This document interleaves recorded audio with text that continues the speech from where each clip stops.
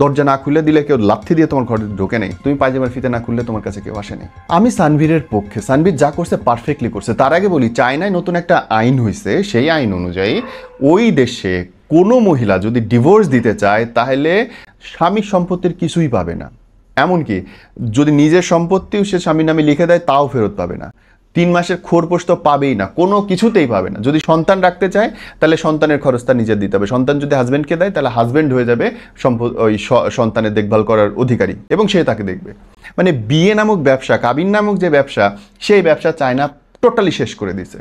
কেন করছে? কারণ এইসব মেয়েদের জন্য। ভাই, আপনি যখন মিশতেছেন বছরের পর বছর আরেকজন বিবাহিত লোকের সাথে গিয়ে ঘুমাইতেছেন, খাটকা পাইতেছেন, সরি আমার ফর্মাল ল্যাঙ্গুয়েজ, আমাকে মাফ করে দেবেন এই শব্দটার জন্য, তখন কোনো কিছু যায় আসলো না।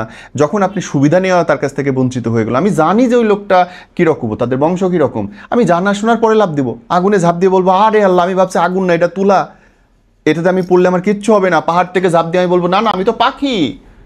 বিল্ডিং থেকে লাভ দিয়ে আমি বলবো না কিচ্ছু হবে না, বিল্ডিং মাত্র 10 তলা, আমি তো মরবো না। আমি এই ভেবে ইনোসেন্টভাবে আমি ঝাঁপ দিছিলাম, আমার মাথায় ছিল না। মানে গাঁজা খাইলেও ন্যূনতম মানুষের কথা বলার সময় এই বিবেক বুদ্ধি কাজ করে। আপনার করবে না, আপনাদের করবে না কেন? সম্পত্তি, টাকা, আমাকে গোল্ড ডিগার হইতে হবে, আমাকে অনেক কিছু হাসিল করতে হবে, আমার রূপ যৌবন আছে 28-30 বছর পর্যন্ত, সব কিছু এর মধ্যে করে নিতে হবে। একটা মানুষের সাথে যখন মিশতেছেন রে ভাই, তখন তো তার সম্পর্কে জানা যায়। 18 বছরের বেশি আপনি যখন মিশতেছেন, তখন আপনার বয়স 18 বেশি, তারও 18 বেশি, আপনাদের দুজনের কনসার্নে যখন হবে সেটা নিয়ে কোনো বিচার আচার হইতে পারবে না। এটা নিয়মের মধ্যে থাকাই উচিত না। যখন আপনার ভাল লাগলো না একটা লোককে ফাঁসাই দিবেন, সম্পত্তির জন্য আপনি সব কিছু করবেন, আরে ভাই বিচার হইলে আগে আপনার হওয়া উচিত, আগে সেই নারীর হওয়া উচিত যেই নারী বলবে যে আমাকে বিয়ের প্রলোভন দেখিয়ে ফুসলাই আমার সাথে এইটা ওইটা করছে। আরে ভাই, তুমি চকলেট খাও, লোজেন চোষো, তোমার এইটুকু বুদ্ধি নাই মাথায়? যদি তোমার বিচার চাইতে হয় আগে নিজের বিচার হইতে হবে।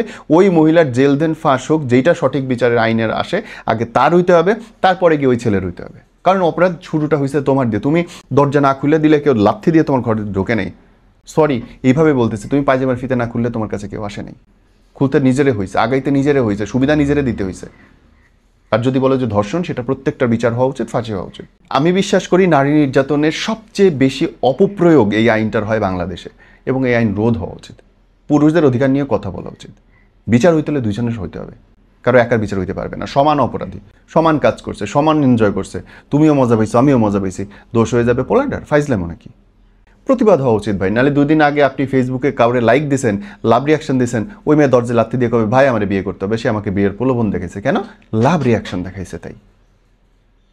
প্রতিবাদ করেন ভাই, এই ফাইজলামো চলতে দেওয়া হয় না। ভিডিওটা শেয়ার করেন, ইনশাল্লাহ কিছু না কিছু হবে।